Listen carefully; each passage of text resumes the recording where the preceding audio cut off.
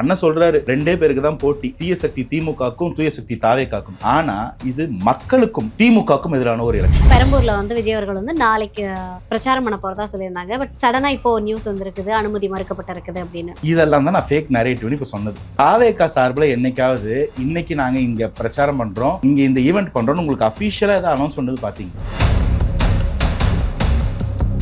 என்னடா நீங்க நோண்டி பாத்தீங்கன்னா இங்க ஒரு பிரச்சனை வரும்போது, இந்த ஒரு ஃபேக் நரேட்டிவ் வரும்போதும் மக்களை பாதிக்கிற ஒரு பிரச்சனை நடந்தது. விளாத்திக்குளத்துல ஒரு பொம்பளை குழந்தை +2 எக்ஸாம் எழுதிட்டு வந்து ஒரு இயற்கை உபாதை கழிக்க வெளில போனா அங்க ஒரு கஞ்சா குடிக்க அவளை வந்து ரேப் பண்ணி கொலை பண்றான். அப்ப அதை மறைக்கணும்னா உடனே வந்து பவன் கல்யாண் விஜய் சார் பேசுறாங்க. எப்படி எல்லா சேனல்ஸுமே வந்து ஒரே மாதிரி போடுறாங்க, பெரம்பூர்ல விஜய்க்கு அனுமதி மறுப்பு, அனுமதி கேட்டதுக்கு ஒரே ஒரு ப்ரூஃப் கொடுங்கன்னு நான் சொல்றேன். அனுமதி கேட்டா அனுமதி கேட்கல, 28 அனுமதி யார் மறுப்பா? தாவேக்கால இருக்கக்கூடிய முன்னணி பதவியை வைத்திருக்கக்கூடிய யாருமே தாவேக்கா கட்சியில உள்ளவங்க இல்லையே. 2021 தேர்தலில் ஒருத்தர் நின்னாரு திமுகல. அடுத்த 2 வருஷத்துல ஒரு அமைச்சராகி துணை முதல்வர் ஆயிட்டார். இப்போ அவரு 2019 முன்னாடி எந்த கட்சியில இருந்தாரு? அன்னைக்கு கொடுத்த மீன் அரை வயிறு பத்தி இருந்தா இன்னைக்கு கொடுக்குற அதே மீன் 1/4 வயிறு பத்தல. நீங்க கொடுக்க போற அந்த 2500 ரூபாய் இன்னைக்கு கொடுக்கறது இன்னைக்கு இருக்கிற நிதி ஒரு விஷயத்த சொல்லிடுறீங்க.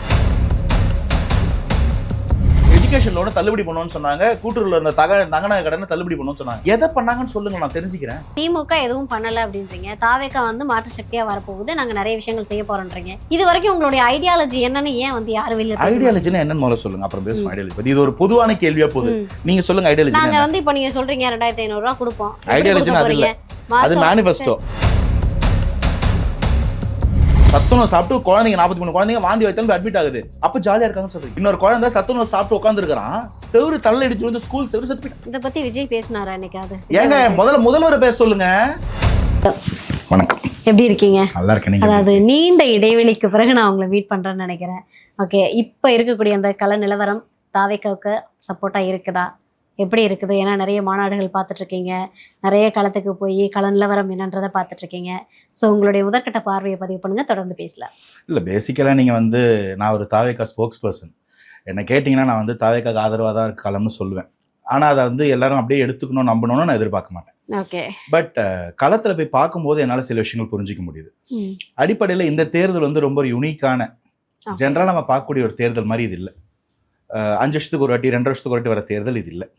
இது வந்து ரொம்ப ரேர் ஆஃப் ரேர் கேஸ் நடக்கிற ஒரு தேர்தல். மக்கள் வந்து வெதும்பி போய் நிற்கிறாங்க. பாதுகாப்பு இல்லை, வளர்ச்சி இல்லை, வாழ்வாதாரத்துக்கே பிரச்சனை, உயிருக்கே பிரச்சனை. பொம்பளை பிள்ளைங்களை வச்சுக்கிட்டு, பொம்பளை பிள்ளைங்க நான் சொல்கிறது 2 வயசு குழந்தையில ஆரம்பித்து 70 வயசு பாட்டி வரைக்கும், வேலைக்கு போகிற பெண்கள், பள்ளி குழந்தைகள், கல்லூரி பெண்கள், வேலை செய்கிறவங்க, ஒரு கேன்டீனில் இருக்கவங்க ஒரு பிச்சைக்காரங்கலேருந்து ஒரு மனநலம் பாதிக்கப்பட்டவங்க வயசான பாட்டி கூட பாதுகாப்பு இல்லை. தாத்தாவை கொண்டுட்டு பாட்டியை கற்பழிக்க, இப்படி ஒரு மோசமான நிலையை தமிழகம் இதுக்கு முன்னாடி பார்த்ததா எனக்கு நினைவே இல்லை, படிச்சதாவும் நினைவில்லை. இது ஒரு பக்கம். இதுக்கு காரணம் என்னன்னு தெரிஞ்சீங்கன்னா அதீத போதை. ஒரு பக்கம் வந்து வருமானம் சுத்தமாக சரியில்லை, வளர்ச்சியே இல்லை. இதெல்லாம் வந்து தமிழகத்தை வந்து ஒரு டூம்ஸ் டே நோக்கி தள்ளிட்டு போகிற மாதிரி ஒரு நிலைமை. இதை மக்கள் உணர்ந்திருக்காங்க. நீங்க சொல்லக்கூடிய இந்த பிரச்சனைகள் எதையுமே மக்கள் போய் சேராம இல்லை, எல்லாருக்குமே தெரியுதுங்க பிரச்சனை.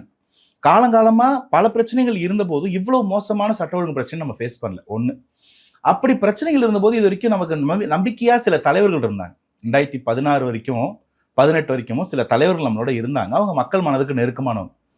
அதுக்கப்புறம் அவங்க இல்லாம, அந்த மக்கள் மனதுக்கு நெருக்கமான தலைவர்கள் இல்லாம போகும்போது இருக்கிறதுல ஒருத்தர் சூஸ் பண்ண வேண்டிய தேவை தான் அதுக்கப்புறம் நடந்த 19, 21, 24 தேர்தலாம். இன்னைக்கு மக்கள் மனதுக்கு நெருக்கமான ஒரு நம்பிக்கைக்குரிய முகம் வந்து நிற்கும் போது அந்த ஒரு மாற்றம் மக்கள்கிட்ட நடக்குது. இந்த தேர்தல் வந்து அண்ணன் சொல்றாரு ரெண்டே பேருக்கு தான் போட்டி, தீய சக்தி திமுகக்கும் தூய சக்தி தாவேக்காக்கும். ஆனா இது மக்களுக்கும் திமுகக்கும் எதிரான ஒரு எலெக்ஷன். மக்களை ரெப்ரசன்ட் பண்ணி தான் நிக்குது தாவேக்கா. இப்போ நாங்களாம் அரசியல்வாதியும் கிடையாது, நாங்கள் ஒன்றும் பரம்பரை அரசியலோ இல்லை அரசியல் தொழிலாக பண்ணவங்களோ கிடையாது. இந்த மாற்றத்திற்கான ஒரு விதையா அண்ணன் நிற்கும் போது அண்ணனுக்கு துணையா நிற்கிறோம், அதுதான் தாவேக்கா. அப்போ இங்க மாற்றம் நிகழாம அது களத்துல தெரியாம எப்படி இருக்கும்? பட் ஊடக பலம், பண பலம், ஆட்சி அதிகாரத்தின் பலம் சேர்ந்து நரேட்டிவ்ஸ், ஃபேக் நரேட்டிவ்ஸை கட்டமைச்சிட்டே இருக்காங்க. அதனாலதான் அது வந்து அப்படி இருக்கா இப்படி இருக்கான்ற கேள்வி. அடிப்படையில் இது ஒரு நார்மல் தேர்தல், இது மக்களுக்கான தேர்தல். அந்த மாற்றம் நீங்க பார்ப்பீங்க.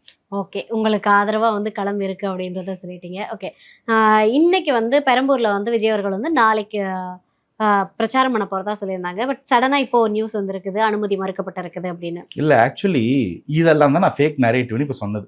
ஓகே. தாவேகா சார்பில் என்னைக்காவது இன்னைக்கு நாங்க இங்க பிரச்சாரம் பண்றோம், இங்க இந்த ஈவெண்ட் பண்றோம்னு உங்களுக்கு அபிஷியலா ஏதாவது அனௌன்ஸ் பண்ணது பாத்தீங்களா? ஆக்சுவலா வந்து நாங்க பிரச்சாரமே இல்ல அப்படிதானே? இல்ல இருக்குங்க. நாங்க Okay. அதுக்கான ஒர்க் பண்ணிட்டு இருக்கோம். எங்களோட முதல் கட்ட வேட்பாளர்கள் 130 பேர் தயார் பண்ணி அவங்களோட அஃபிடேவிட்டை சைன் பண்ணி ஃபார்ம் சைன் பண்ணி முடிச்சிட்டோம். இரண்டாவது கட்ட வேட்பாளர்கள் 104 பேரை ரெடி பண்ணி அவங்களுக்கான ஸ்க்ரூட்டினி ஒர்க் நடந்துகிட்டு இருக்கு எங்க ஆஃபீஸ்ல. நம்மளோட ஃபார்ம்ஸ், அப்ளிகேஷன்ஸ், நோட்டிஃபிகேஷன் அதெல்லாம் வந்து நாமினேஷன்ஸ்லாம் ஃபைல் பண்ணி எடுத்து வைக்கணும் இல்லையா? அட்வொகேட் டீம் வச்சு நாங்கள் அதை பண்ணிட்டு இருக்கோம். Okay. அந்த 234 பேரும் ரெடியான பிறகு தான் நாங்கள் ஈவெண்ட் பண்ண போகிறோம். 234 வேட்பாளர்கள் அறிவிக்க போகிறோம். அறிவித்த பின்னாடி தான் நாங்கள் வந்து பிரச்சாரத்துக்கு இறங்க போகிறோம். இது நடக்க போகுது. ஆனால் இன்னைக்கு நடக்க போதும், காலைல சொல்லிட்டு சாயந்தரம் நடக்கல, அனுமதி மறுப்பு, இதில் பிரச்சனை, இதெல்லாம் வந்து இவங்க செட் பண்ணுற நரேட்டிவ்ஸ். இவங்க செட் பண்ணுற ஃபேக் நரேட்டிவ் 1 இல்லை 2 இல்லை 100 நூற்றுக்கணக்கான நரேட்டிவ்ஸ் டெய்லி வருது. ஆனால் மக்களுக்கான பிரச்சனை, சமூகத்தில் இருக்க பிரச்சனையை பேசாமல் மறைக்கிறதுக்காக இதை பண்ணுறாங்க. அடிப்படையில் ஒரு 2 விஷயம் சொல்கிறேன், நீங்களே புரிஞ்சுப்பீங்க. தாவேகா தேர்தலில் நிற்கலன்னு ஒரு நாள் நியூஸ் போட்டுக்கிட்டு இருக்காங்க. அப்படி இதுக்கடா நாங்கள் கட்சி ஆரம்பித்தோம், 2 நாள் கழிச்சு தாவேகா நிற்கிதான், விஜய் சார் நிற்கலையா? அவரை முதல்வர் ஆக்கிறது தானே இந்த கட்சியும் தேர்தலும். சிபிஐல இப்படி கேட்டாங்களாமே அப்படி கேட்டாங்களாமே, யார் போய் பார்த்தது? பவன் கல்யாணம் விஜயம் பேசிட்டு இருக்கிறாங்களாமே. பவன் கல்யாணம் சொன்ன இல்லையே, நான் 25 வருஷம் ஆச்சு விஜய் கிட்ட நேரில் பேசி, போன்ல பேசி. பாஜக சொல்றாங்க நாங்க எதுவும் பேசலங்க. தாவேகளையும் சொல்றாங்க அவங்க ஒன்றும் இல்லைங்க, எங்களுக்கு சில தூதுகள் வந்து நாங்க வேணான்னு சொல்லிட்டு அதோட முடிஞ்சது. அதாவது அப்பத்தி கதை. இப்பெல்லாம் ஒரு பேச்சுவார்த்தையும் இல்லைங்க. நாங்க தான் அவங்க வந்து எங்க கொள்கை எதிரின்னு சொல்லிட்டோம், அவங்க கூட அலையன்ஸ் வைக்க மாட்டோம், பைலால எழுதிட்டோம், எப்படிங்க வைக்க முடியும்னு கேட்கறாரு.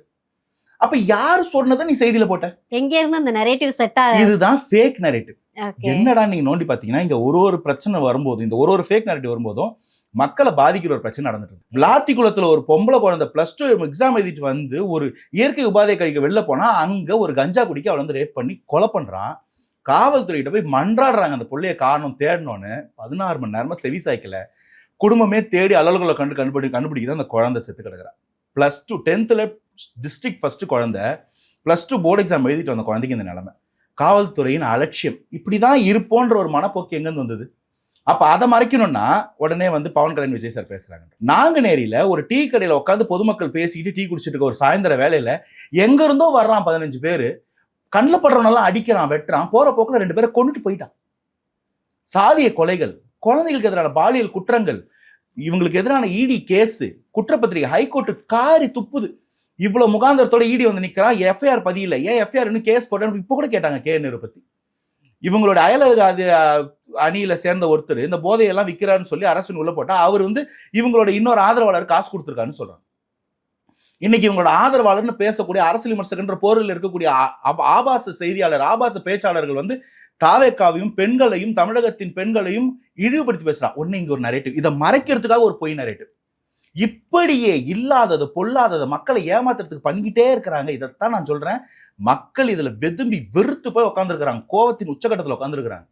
இவங்க செட் பண்ற எந்த செய்தி யாரும் பாக்குறது இல்லை, நம்புறது இல்லை. பட் இவங்களுடைய ஒரு பொலிட்டிக்கல் அஜெண்டாக்கு இதை பண்ணிக்கிட்டே இருக்கிறாங்கன்னா இன்னொரு 1 மாசம் பண்ணலாம் அதிகபட்சம்.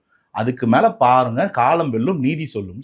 ஓகே, அது எப்படி எல்லா சேனல்ஸுமே வந்து ஒரே மாதிரி போடுறாங்க? பெரம்பூர்ல விஜய்க்கு அனுமதி மறுப்பு, அனுமதி கேட்டதுக்கு ஒரே ஒரு ப்ரூஃப் கொடுங்கன்னு நான் சொல்றேன். நாங்க அனுமதி கேட்டோம், அனுமதி கேட்கல. 28 கேட்காத அனுமதி யாரு மறுப்பா? நீங்க இன்டர்வியூ கூப்பிடல, நான் வரமாட்டேன்னு எப்படி சொல்ல முடியும்? நீங்க கூப்பிட்டாதானே நான் வரலன்னு சொல்ல முடியும். தாவேக்கா இன்னும் அனுமதி கேட்கல. அனுமதி கடிதம் இருக்கா? காவல்துறை உங்களுது தானே. நாங்க கரூர் துயரம் நடந்த பிறகு கரூருக்கு போனோம்னு சொல்லி டிஜிபிட்ட ஒரு இது கொடுத்தோம் மனு. அடுத்த நிமிஷம் அதை ரிலீஸ் பண்ணிட்டீங்க பிரஸ்ல. ஆச்சா இல்லையா? அது மாதிரி இப்ப நீங்க ஒரு அனுமதி கடிதம் தான் பண்ணிருமா இல்ல? எங்களுக்கு தெரியும் எங்க வேலை நடந்துகிட்டு இருக்கு, உள்ள வந்து கேண்டிடேட்ஸ் உட்காந்து பேசி இன்டர்வியூ நடந்துட்டு இருக்கு, நாங்க அந்த வேலை பிஸியா இருக்கோம். கேண்டிடேட்ஸ் இன்னும் ஃபைனல் லிஸ்ட் வராம நாங்க எங்க கூட்டம் நடத்த போறோம்? நாங்க எப்படிங்க பிரச்சாரத்துக்கு போவோம்? இந்த பேசிக் அறிவு கூட இல்லாம இவங்க ஃபேக் நெட் பண்றாங்கன்னா எல்லாரும் பண்றாங்கன்னு வச்சுக்கோங்களேன். இப்ப யோசிங்க, இது எவ்வளவு ஆபத்தானது. அப்ப 28 வந்து 5 தொகுதிகளை கவர் பண்ண போறாரு விஜய்னு வந்த செய்தி. இவங்க சொல்ற செய்தி நீங்க தயவு செய்து தாவேகா கிட்ட கேட்காதீங்க. அதை நாங்க அதுக்கு எங்களுக்கு சம்பந்தமே இல்லை. எங்க பிரச்சாரம் நடக்கும். நாங்க எங்களுடைய 234 வேட்பாளர் ஒரே மேடையில் அறிவிக்க போறது உண்மை, பிரச்சாரம் பண்ண போறது உண்மை. என்னைக்கு எந்த தொகுதின்றது நாங்க சொல்றோம். ஓகே, 28 வந்து மாமல்லபுரத்துல வந்து வேட்பாளர்களை அறிமுகம் செய்யற ஒரு விழா நடக்கும்னாங்க. அதுவும் 234 வேட்பாளர்களே நாங்க அறிமுகம் பண்ண போறோம் அப்படின்னாங்க. அது நாங்க சொல்லலைங்க, டிவில தாங்க சொன்னாங்க.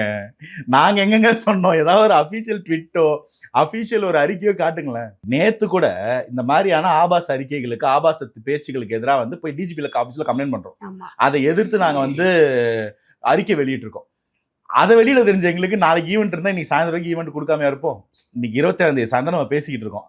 நீங்க சொல்றபடி பார்த்தா இன்னொரு 12-14 மணி நேரத்துல அந்த ஈவெண்ட் நடக்கணும். இன்னுமா நாங்க அறிக்கை கொடுக்காம இருப்போம்? இவங்களா கலப்புறதுங்க. அதாவது இது என்ன தெரியுமா, போட்டு பண்ணிட்டு உடனே நீங்களே வந்து பாருங்க பண்ணலன்ற ஒரு வார்த்தை மக்களுக்கு இன்னைக்கு நடக்கும் போதுதான் நடக்குதுன்னு தெரியும். நம்மளா வந்து இல்லாத ஒண்ணுத்த வராங்கன்னு சொல்லிட்டு அவங்க வரலன்னா அது ஏமாற்றத்தை கிரியேட் அப்படி நினைச்சிட்டு பண்ணிட்டு இருக்காங்க. அவ்வளவு லேமா ஆகி போச்சான்னு நான் கேட்கிறேன். ஊடக தர்மம். இப்போ நீங்க வேட்பாளரை என்னைக்குதான் களத்துல நிறுத்த போறீங்க? Very soon ma'am. ஏன்னா 30ஆம் தேதி நாங்க நாமினேஷன் போறோம். 30ல இருந்து நாமினேஷன் ஃபைல் பண்ண போறோம்.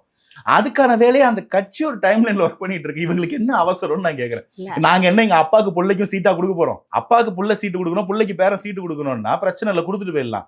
இங்க நாங்க ஒவ்வொரு தொகுதியிலும் மக்கள் மனதை வென்றவர் யாரால கள சேவை செய்ய முடியும், என்ன செஞ்சிருக்காங்கன்னு ஒவ்வொருத்தருக்கும் 33 வருஷம் ட்ராக் ரெக்கார்டு இருக்கு. இத்தனை வருஷம் சேவ் பண்ணியிருக்கான், இவ்வளவு படிச்சிருக்கான், இவனால இதை பண்ண முடியும், இவங்க ஸ்பெஷலிஸ்ட். நாங்க பொண்ணு அவ்வளவு விருப்பம் ஒன்று வந்திருக்கு.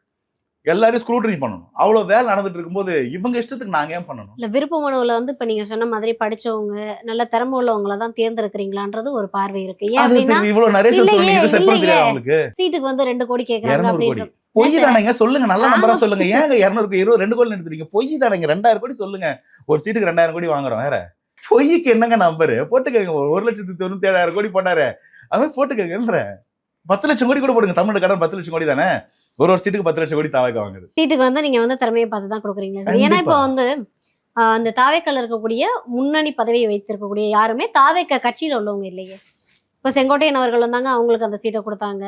அதுக்கப்புறமா பார்த்தீங்க அப்படின்னா ஆதவ அர்ஜுனாவுக்கு முக்கியமான பதவி கொடுக்கப்பட்டுச்சு, ராஜ்மோகன் அவர்களுக்கு முக்கியமான பதவி கொடுக்கப்பட்டிருக்குது. அப்படின்றப்ப இல்ல எனக்கு ஒரு கிளாரிட்டி ஒன்று கொடுங்க.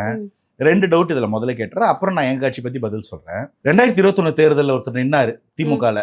அடுத்த 2 வருஷத்துல ஒரு அமைச்சராகி துணை முதல்வர் ஆயிட்டார். இப்போ அவரு 2019 முன்னாடி எந்த கட்சியில இருந்தாரு?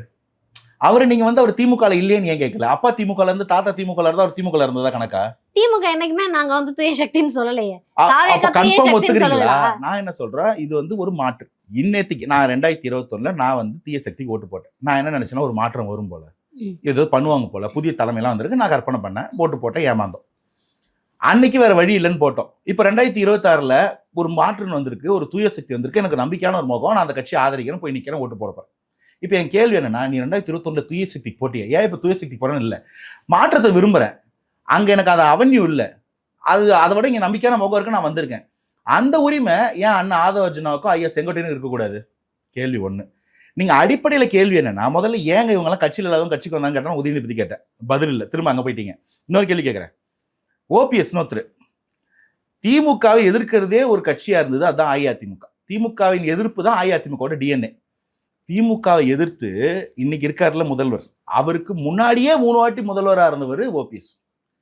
அவரை கூட்டிட்டு வந்து திமுகல சேர்க்க வேண்டிய நிர்பந்தம் ஏற்படுது இல்லை. இதை என்னைக்காவது கேட்டிருக்கீங்களா? நீங்க 2 பேரும் சண்டை தானே போட்டுட்டு இருக்கீங்க. எங்க நீ திடீர்னு நீங்க வந்துட்ட? இப்போ இதில் ஒரு கூத்து சொல்கிறேன் பாருங்க. நாளைக்கு எலெக்ஷன் முடிஞ்சிடும், திமுக தோத்துரும். தோத்த பிறகு என்ன சொல்லணும்? முன்னாள் முதல்வர்னு சொல்லணும். முன்னாள் முதல்வர் வந்து இன்னைக்கு தோத்துட்டாரு அப்படின்னு சொல்லணும். யாரை சொல்வீங்க? ஒரு முறை முன்னாள் முதல்வராக இருந்த ஐயா ஸ்டாலினை சொல்வீங்களா? 3 முறை முன்னாள் முதல்வராக இருந்த ஐயா ஓபிஎஸ் சொல்வீங்களா? ஒரு கட்சியில் எப்படிங்க 2 முன்னாள் முதல்வர் இருக்க முடியும்? பாயிண்ட் கரெக்டா? அப்ப நம்ம இதெல்லாம் கேட்காம என்ன நிர்பந்தத்துக்கு இங்க வந்து நிக்கிறீங்க? 2021 டிவியை தூக்கி ரிமோட்டை தூக்கி அடிக்கிறாரு கமலஹாசன். 24 திமுக சேர்ந்துட்டாரு, கட்சியை கொண்டு வந்து கொடுத்துட்டாரு. இந்த வாட்டி ஒரு சீட் இல்ல. ஸ்நேகன் சொல்றாரு 26ல அடிக்கிற அடியில ஒரு நடிகம் வரக்கூடாது. யாரோ சொன்னாருன்னு பார்த்தா கமல் தான் சொல்லியிருக்காரு. அடிக்கிற அடியில கமல் தான் சீட் வேணாம்னு போயிட்டாரு.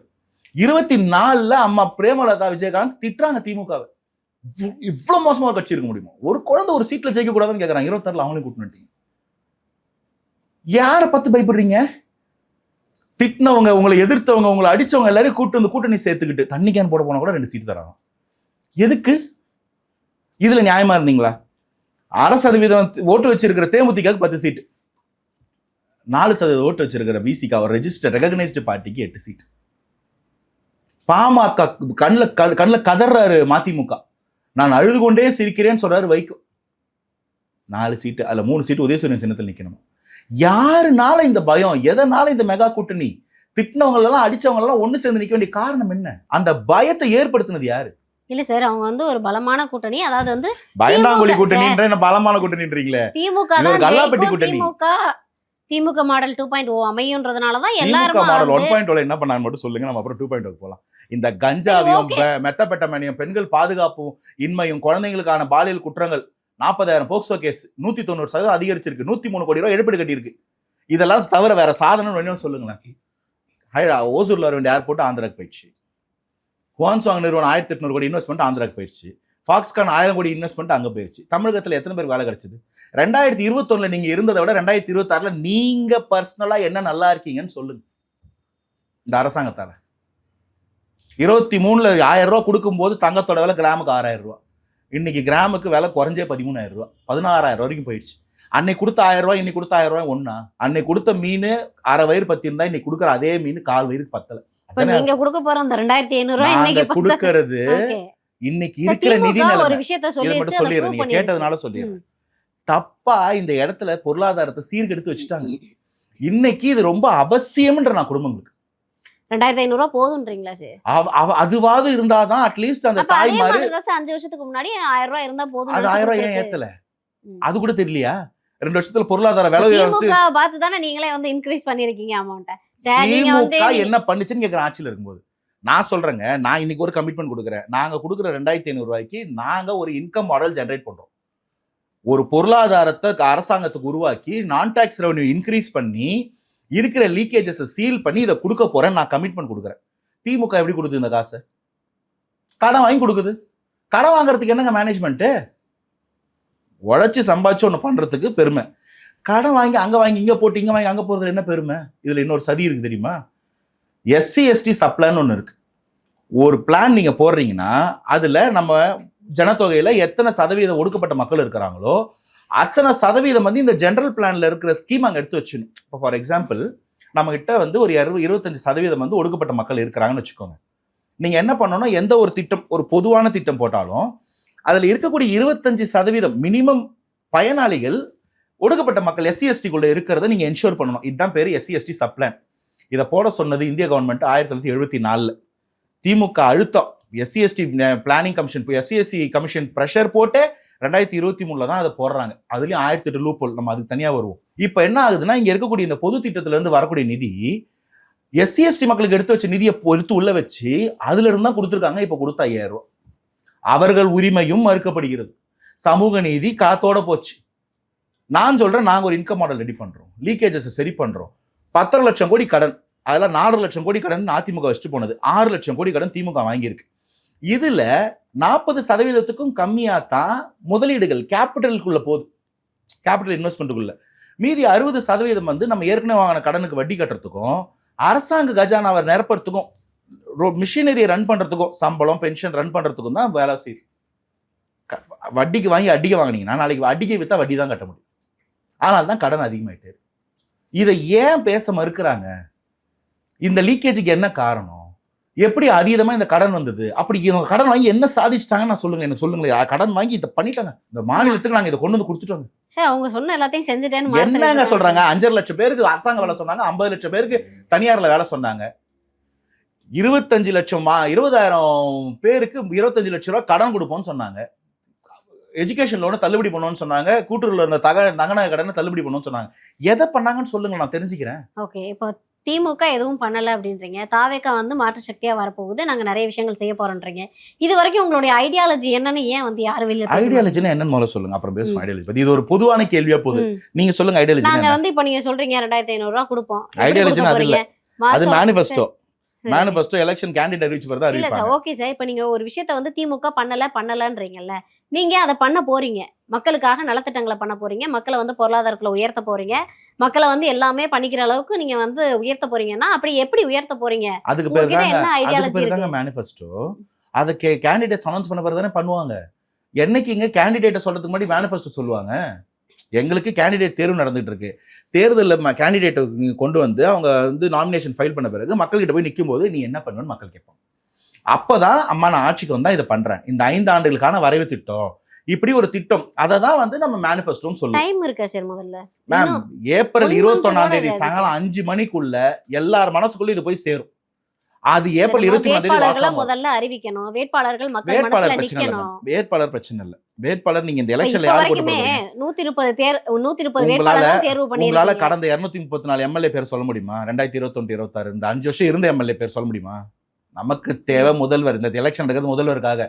அதுக்காக நாங்க இல்ல, களத்துல ஒவ்வொரு இருக்கிற எம்எல்ஏ தொகுதியிலயும் நம்ம போய் அது கேட்டோம்னா நடக்கும் மேம். ஓகே. நீங்க பாருங்களேன், நான் தான் சொன்னீங்க, பார்க்காத ஒரு எலெக்ஷன் இது. நீங்க சரி சொல்லுங்களேன், ஒரு 5 தொகுதி நீங்க இருந்த நான் நம்ம பக்கத்துல இருக்கிற 5 தொகுதி சொல்றேன். இப்ப நம்ம போரூர்ல உட்காந்துருக்கோம். ம். அப்படியே போரூர், வலசரவாக்கம், அண்ணா நகர், வில்லிவாக்கம் எம்எல்ஏ பேர்லாம் சொல்லிடுவீங்களா? இங்க யாரும் எம்எல்ஏ பார்க்கல.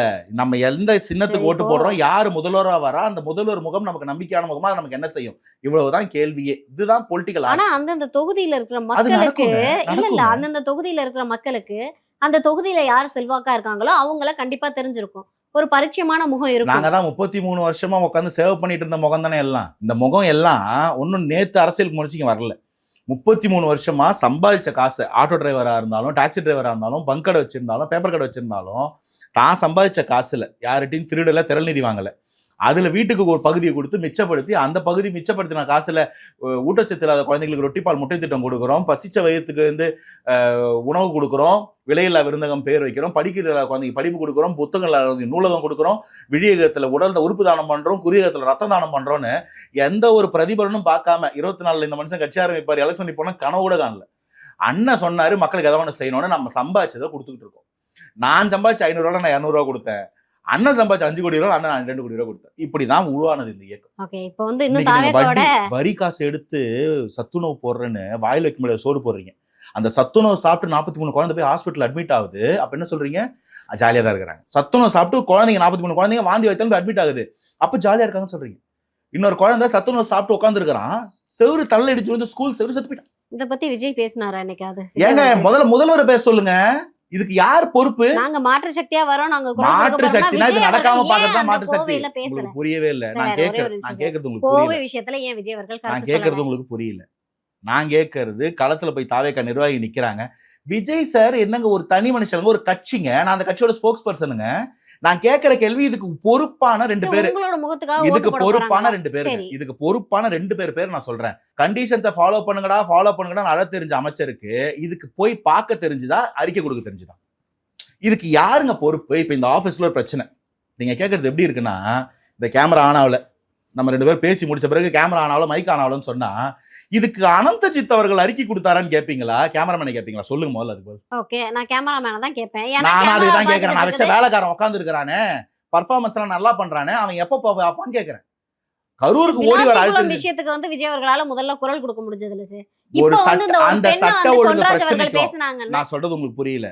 அந்த இடத்துல அந்த அழுத்தம் கொடுக்காத பட்சத்தில், அந்த இடத்துல அந்த சரி, அழுத்தம் இப்போ நான் கொடுக்காத பட்சத்தில் திமுகவுக்கு சப்போர்ட் பண்ணல. இன்னைக்கு இல்ல, நீ Seriously? சப்போர்ட் பண்ணல, நானும் இல்ல, நான் சொல்லல. சொல்றேன், நான் உங்களுக்கு எக்ஸ்பிளைன் தான் திமுகவுக்கு நான் பண்றேன். சப்போர்ட் பண்ணல. ஆனா எல்லாரும் எதிர்பார்க்கிறது யார் அப்படின்றது உங்களுக்கும் தெரியும். விஜய் அவர்களுடைய குரல் வந்து வெளியில வரணும்னு மக்கள் எதிர்பார்க்கறாங்க. அப்படின்றப்ப அந்த கோவை விஷயத்துல விஜய் அவர்கள் ஏன் குரல் கொடுக்கலன்றது தான் என்னுடைய கேள்வி. விளாத்திக்குளம் இஷ்யூக்கு வந்து முதல்ல வந்து குரல் கொடுத்தாங்கல்ல விஜய் அவர்கள். நான் சொல்றது இப்போ நீங்க உள்வாங்குவீங்க நான் நம்புறேன். இப்போ விளாத்தி குழந்தை வந்து ஒரு பிரச்சனை. அது எப்படிப்பட்ட பிரச்சனைனா, அந்த குழந்தைய 16 மணி நேரமா காணும். குடும்பத்தார் போய் காவல்துறை அணுகுறாங்க, அலக்கழிக்கப்படுறாங்க. இங்கேயும் அங்கேயும் மாறி மாறி 2 ஸ்டேஷன் அலக்கழிக்கப்படுறாங்க, மரியாதை குறைவா நடத்தப்படுறாங்க. அது இங்க போயிருக்கோம் அங்க போயிருக்கோன்னு இஷ்டத்துக்கு பேசியிருக்கிறாங்க. இப்பவும் அண்ணன் ஒரு அழுத்தம் கொடுக்கலனா, மக்களை அழுத்தம் கொடுக்கல, என்ன தெரியுமா இருக்கும்?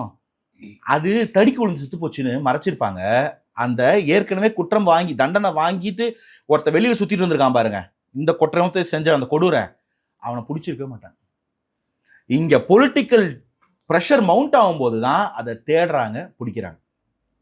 இது போன்ற அரசாங்கமே சில இடத்துல காரணமா இருக்கும்போது, நல்லா உள்வாங்கிங்க இந்த கருத்தை, ஒரு குற்றத்தின் பின்னணியில் அரசாங்கமே இருந்தா ஸ்டேட் டெரர்னு சொல்லுவாங்க.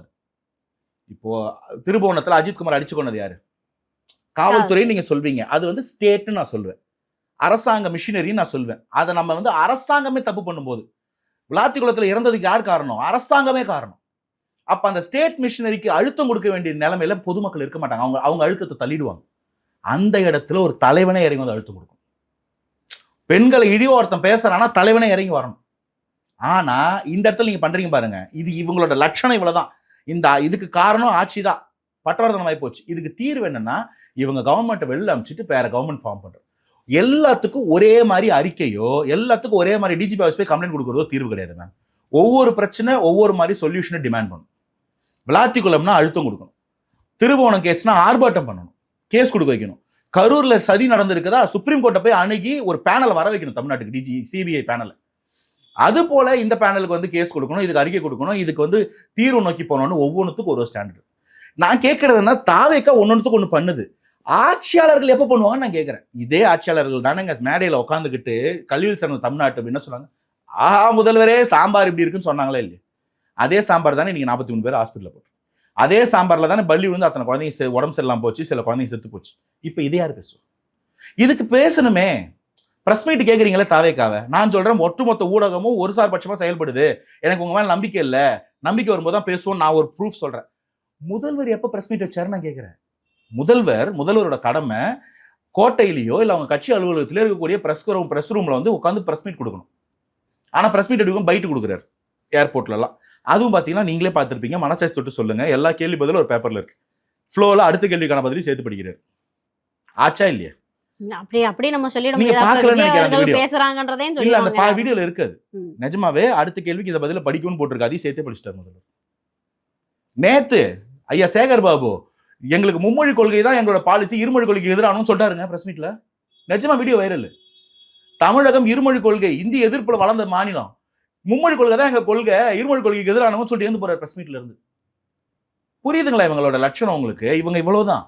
இவங்களை கேள்வி கேட்க பதில் சொல்ல வேண்டிய இடத்துல இருக்கவங்க பதில் சொல்லாம வெறும் உங்களுக்கு விஜய் சார் பிடிக்கும்ன்றதுனால விஜய் சார் பார்க்கணுன்றதுக்காக நாங்கள் விஜய் சார் டைரி பிரஸ் மீட்லாம் கொடுத்துட முடியாது. நிறைய வேலை இருக்கு.